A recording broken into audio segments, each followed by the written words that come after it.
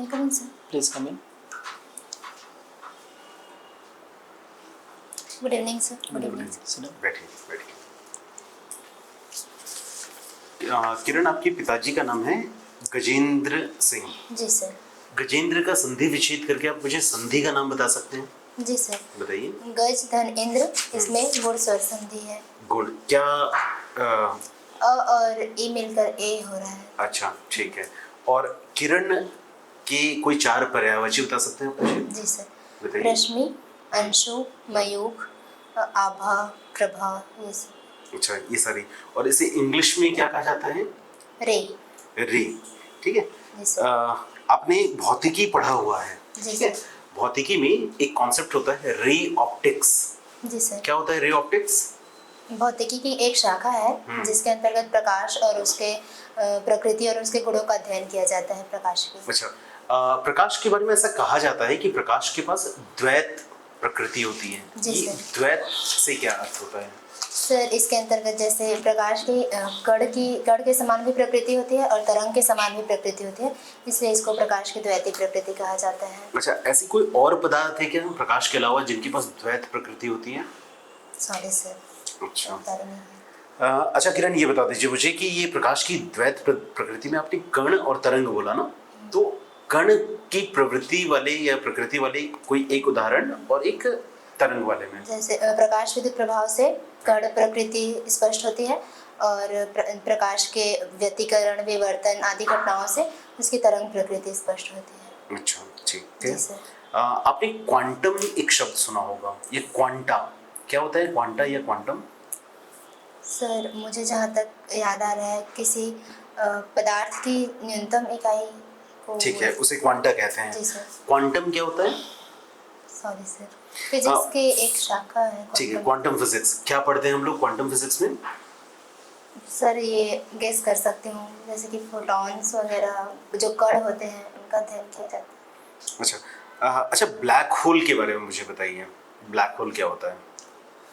Sir, black hole जो है एक तारे में जब विस्फोट हो जाता है तो वो अंतिम स्थिति होती है उसकी। उसका घनत्व इतना अधिक होता है कि उसमें कोई भी चीज़ प्रवेश करता है तो फिर वहाँ से निकल नहीं पाता है, मतलब परावर्तन वहाँ से नहीं हो पाता है, तो वो नष्ट हो गया ऐसे लगता है कि जैसे ब्लैक होल में प्रवेश करता है। आप गुरुत्व बल को घनत्व बोल रही हैं? सॉरी उनकी सर। गुरुत्व बल जो होती है वो बहुत ज्यादा हो जी जाती सर। है, तो वो प्रकाश को भी अवशोषित कर लेती है, ठीक है। इनका रंग काला क्यों होता है? सर, जैसे कोई भी रंग हमको दिखाई देता है तो उस पदार्थ से टकराकर हमारी आंखों तक पहुंचता है, इसलिए तो क्योंकि ये प्रकाश को अवशोषित कर लेता है, ये इसलिए वो टकराकर पहुंच नहीं पाता आंखों तक, इसलिए हो सकता है कि इसका रंग ब्लैक दिख रहा है। अच्छा, पृथ्वी से सबसे जो करीबी ब्लैक होल है उसका नाम बता सकते हैं आप, कौन सा है?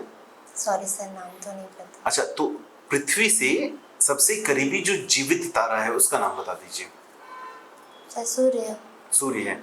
और आप बोल रही थी ब्लैक होल के अंदर में विस्फोट होता है, क्या सूर्य के अंदर में विस्फोट हो रहा है? सर, इसके लिए एक चंद्रशेखर लिमिट होता है, तो जब उसका द्रव्यमान, किसी तारे का द्रव्यमान जो है वो सूर्य के द्रव्यमान से जैसे 1.44 गुना होता है, उससे अधिक होता है तो उसमें ऐसे विस्फोट की संभावना होती है, और अगर उससे कम होता है तो नहीं, तो सूर्य का द्रव्यमान तो उससे कम है। अच्छा अच्छा, ये चंद्रशेखर लिमिट ये किसने दिया था? चंद्रशेखर, जो भारत के साइंटिस्ट। पूरा नाम क्या था उनका? सर, सॉरी सर, पूरा अच्छा, नाम याद नहीं। आप मुझे ये बता सकते हैं किसी भारतीय का नाम जिन्हें नोबेल पुरस्कार मिला हुआ हो? जी सर, जैसे रविंद्रनाथ टैगोर जी, उनको साहित्य के क्षेत्र में मिला था जी। 1913 में गीतांजलि के लिए। उसके बाद डॉक्टर सीवी रमन को मिला था, फिर चंद्रशेखर जी को मिला था। चंद्रशेखर भारतीय नहीं थे जब उनको नोबेल पुरस्कार मिला हुआ था। जी सर। हाँ। ठीक है, और मदर टेरेसा जी को मिला था, मदर टेरेसा को मिला था, अमर्त्य सेन जी को मिला था जी, और कैलाश सत्यार्थी जी को कैलाश मिला है। सत्यार्थी, ठीक है। भारतीय मूल के चंद्रशेखर जी के अलावा कोई और व्यक्ति जिनको नोबेल पुरस्कार मिला हुआ है? सॉरी सर, अभी तो रिकॉल नहीं कर पा। अच्छा, क्यों दिया जाता है वैसे नोबेल पुरस्कार? नोबेल पुरस्कार 6 क्षेत्रों में दिया जाता है। इन क्षेत्रों में विशिष्ट कार्य जो करते हैं, उल्लेखनीय कार्य, उनको दिया जाता है। ये विश्व का सबसे सम्मानित पुरस्कार है, सर्वोच्च। और जो 6 क्षेत्र हैं उसमें जो पुरस्कार दिया जाता है, पुरस्कार में क्या क्या दिया जाता है?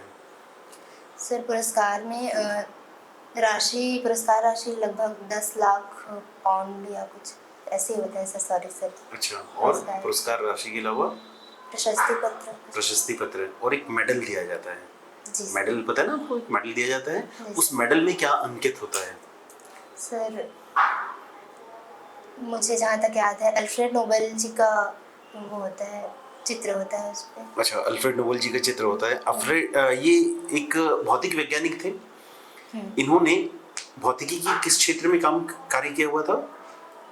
सर स्पेसिफिक क्षेत्र तो नहीं पता, लेकिन डायनामाइट की खोज के लिए इनको जाना जाता है। अच्छा, क्या होता है डायनामाइट?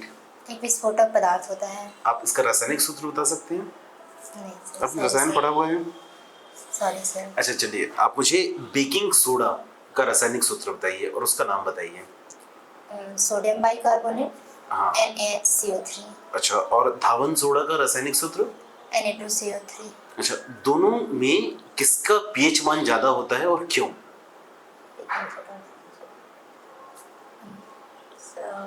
Sorry sir. अच्छा, धावन सोडा का ज्यादा होता है। ठीक जी सर। ठीक है किरण। ओके किरण, जी सर। मैं सबसे पहले तो आपसे जानना चाहूँगा राष्ट्रगान और राष्ट्रगीत में क्या अंतर है और ये क्या होते हैं? सर जैसे राष्ट्रगान है उसको गाने के लिए एक निश्चित समय निर्धारित होता है, जबकि राष्ट्रगीत के लिए ऐसा कुछ समय निर्धारित नहीं है जी। राष्ट्रगान जो है वो देश की संप्रभुता जैसे चीज़ों से संबंधित होता है, संप्रभुता अखंडता। होता से। लेकिन राष्ट्रगीत जो है वो राष्ट्र की संस्कृति से संबंधित होता है। नहीं, विंध्य हिमाचल यमुना गंगा और जनगण मन में भी अगर आप देखोगे दो, उसमें भी सुजलाम सुफलाम में भी देखोगे तो ऐसा तो नहीं दिख रहा मुझे, दोनों में लगभग सेम चीज़ें हैं। खैर कोई बात नहीं। छत्तीसगढ़ विजन डॉक्यूमेंट 2047 अभी जस्ट सरकार ने लॉन्च किया, जानते हैं इसके बारे में?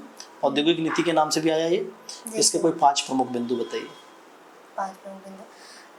ये औद्योगिक नीति राज्य की 6वीं औद्योगिक नीति है जो 1 नवंबर 2024 से। बिंदु बताइए अंदर की, तो आप उसके बाहर की बातें कर रहे हैं। इसके अंतर्गत जैसे जो अग्निवीर सेवानिवृत्त अग्निवीर हैं और आत्मसमर्पित नक्सली हैं उनके लिए विशेष अनुदान की व्यवस्था की गई है। क्या अनुदान दिया जा रहा है? उनको जो अन्य लोगों को अनुदान दिया जाएगा उससे 10% अधिक अनुदान दिया जाएगा। ठीक है, अगला बिंदु। साथ ही जो ST/SC के द्वारा यदि कोई उद्योग स्थापित किया जा रहा है तो उनको स्टाम्प शुल्क में छूट और बिजली में भी छूट दिया जाएगा। ठीक है, और इसमें पहली बार जो MSME है और बृहद सेक्टर के उद्योग हैं उनके लिए पृथक रूप से पैकेज की व्यवस्था की गई है। क्या नाम उस पैकेज का? सॉरी सर नाम जी। और रोजगार अगले 5 सालों में लगभग 5 लाख या 5 करोड़ रोजगार सृजित करने का लक्ष्य रखा गया। 5 लाख या 5 करोड़, बहुत बड़ा डिफरेंस बता रहे हो आप। Sorry, इतना sir. बड़ा। छत्तीसगढ़ की कुल जनसंख्या कितनी है तो उससे 5 करोड़ कैसे आबादी? 5 लाख। 5 लाख की थोड़ा सा सोचना। कोई बात नहीं।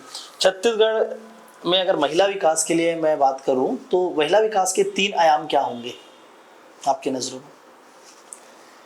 आर्थिक सशक्तिकरण, मतलब उनको रोजगार मिलना चाहिए। ठीक है। साथ ही साक्षरता में वृद्धि होनी चाहिए क्योंकि बहुत कम है, और साथ ही सुरक्षा। अगर मान लेते हैं कि आप PSC में सेलेक्ट हो जाते हैं तो इन तीनों आयामों के लिए आपको एक एक योजना बताना है और उस योजनाओं के एक एक बिंदु वो क्या होंगे और वो बिंदु क्या होगा? सर आर्थिक सशक्तिकरण के लिए योजना का नाम बताना है सर। आप एक योजना बनाइए और उसमें एक बिंदु बताइए कि वो बिंदु होना चाहिए और थोड़ा तथ्यात्मक होना चाहिए, ऐसा नहीं कि बस ये करना है, एक तथ्यों के आधार पे होना चाहिए। सर आर्थिक सशक्तिकरण के लिए मैं जो स्थानीय स्तर पर महिलाओं को स्किल डेवलपमेंट करना चाहूँगी, इसके लिए योजना। ठीक है, चलिए तथ्य नहीं है इसमें, लेकिन हाँ कोई बात नहीं आगे।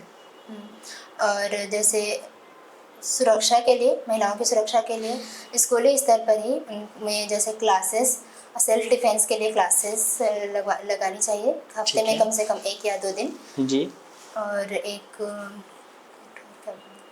रोजगार, आर्थिक सशक्तिकरण, सुरक्षा, सर एक और याद नहीं आ रहा है सर, एक और क्या? कोई बात नहीं। ठीक है, छत्तीसगढ़ राज्य के बहुत सारे प्रतीक चिन्ह हैं। जी सर। ऐसे किसी 3 प्रतीक चिन्हों के नाम लीजिए। सर राजकीय पशु वन भैंसा है जी। राजकीय पक्षी पहाड़ी मैना और छत्तीसगढ़ का राजकीय गीत अरपा पैरी की धार। जी, बहुत बढ़िया।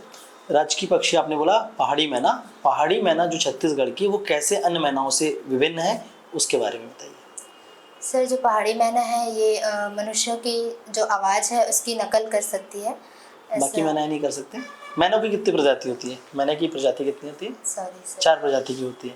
जी सर। ठीक है, चलिए कोई बात नहीं। वन भैंसे के बारे में कुछ बताइए। सर वन भैंसा जो है ये मुख्य रूप से इंद्रावती राष्ट्रीय उद्यान, पामेड़ अभयारण्य और उदंती अभयारण्य क्षेत्रों में पाया जाता है। और इसका जो वैज्ञानिक नाम है वो बुबेलस बुबेलिस या फिर बुबेलस आर्नी मादा का। और इसको 2001 में राज्य के राजकीय पशु के रूप में अपनाया गया था। अच्छा, बाकी उसके बारे में कोई विशेष नहीं बता रहे हो आप। चलिए कोई बात नहीं। छत्तीसगढ़ सरकार ने वर्तमान में बहुत सारी योजनाएं चलाई हैं, ऐसी किन्हीं 3 योजनाओं के बारे में मुझे बताइए। सर वर्तमान में जैसे महतारी वंदन योजना, कृषक उन्नति योजना और दीनदयाल उपाध्याय कृषि भूमिहीन मजदूर न्याय जी योजना। योजनाओं के बारे में विवरण दीजिए। ठीक है, महतारी वंदन का विवरण योजना के दीजिए। तहत महिलाओं को, जो विवाहित महिलाएं हैं उनको प्रति माह 1,000 रुपये की दर से वर्ष में 12,000 रुपये प्रदान किया जाएगा। और कृषक उन्नति योजना के तहत किसानों से 3,100 रुपये प्रति क्विंटल की दर से खरीदी की जाएगी, धान खरीदी। ओके, आप क्राफ्टिंग के काफ़ी शौकीन लग रहे हैं मुझे, वुलन क्राफ्टिंग और पेपर क्राफ्टिंग।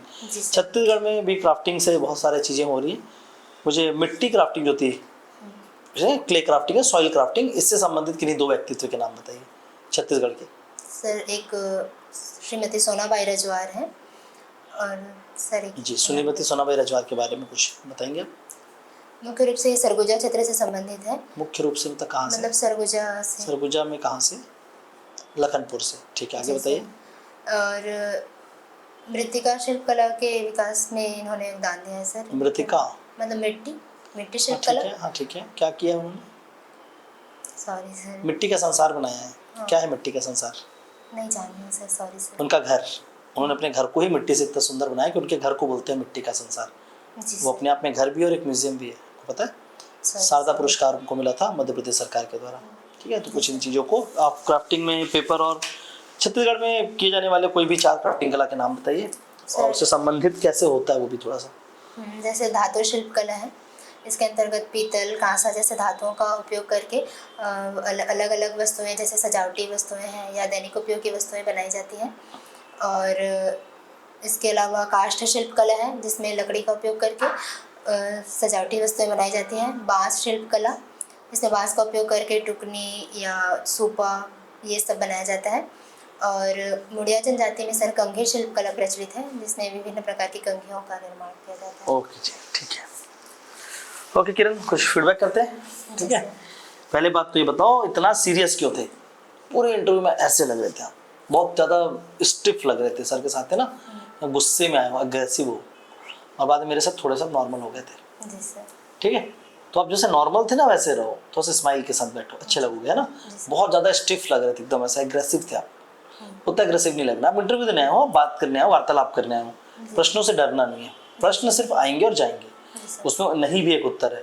पर आप ये सोचोगे कि अगला प्रश्न क्या आएगा, मैं कहीं गलत तो नहीं बोल रही हूँ, आपको आपकी आवाज़ सुनाई दे रही है बोलते समय, हो रही है ना, इसलिए आप एग्रेसिव हो रहे हो।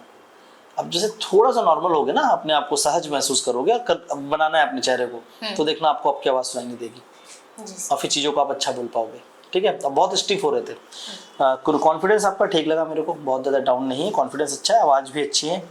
स्पीड कहीं कहीं पर थोड़ा सा ज़्यादा हो रहा था, खासकर सर के साथ जब बात कर रहे थे आप, तो कहीं कहीं पर ऐसा शब्दों को बहुत जल्दी बोल रहे थे, शब्द खा रहे थे आप, तो शब्द पूरा नहीं आ रहा था, तो वहाँ पर थोड़ा सा आपको शांत होना है।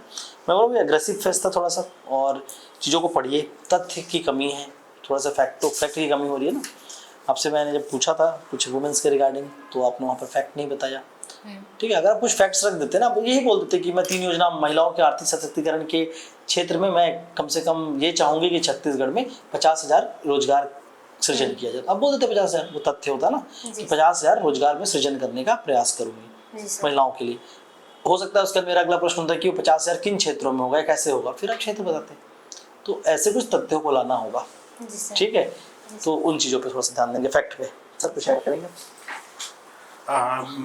आप जब शुरू में इंटरव्यू देने के लिए आए, जब मैं आपसे सवाल पूछा तो आप बहुत घबराए हुए थे, वही मैं बोल ठीक रहा है? था। तो थोड़ा सहज रहो एकदम, शुरू से रहो, आप अच्छा बेहतर कर रहे हो। होगा। देखो इंटरव्यू आपका पहला इंटरव्यू है, ठीक है, आपको सुबह डर लगेगा, स्वाभाविक है, लेकिन बहुत लंबे अंतराल तक वो दिखाई दे इसको रहा नहीं था। रहता। बहुत दिखा, बहुत ज्यादा आप दिखा। सहज रहो, बहुत ज्यादा अपेक्षाएं मत करो थोड़ा, ठीक जी है? सर। आप जिस उम्र में हो उस उम्र में होता भी है ऐसा, ठीक है? हम लोग छोटे भी हो, nervous बहुत feel छोटे हो। करते हैं, क्योंकि आप 24 साल के हो, 23-24 साल के। मतलब आपका पहला ही अटेम्प्ट था मेरे ख्याल से, सेकंड अटेम्प्ट था, है ना?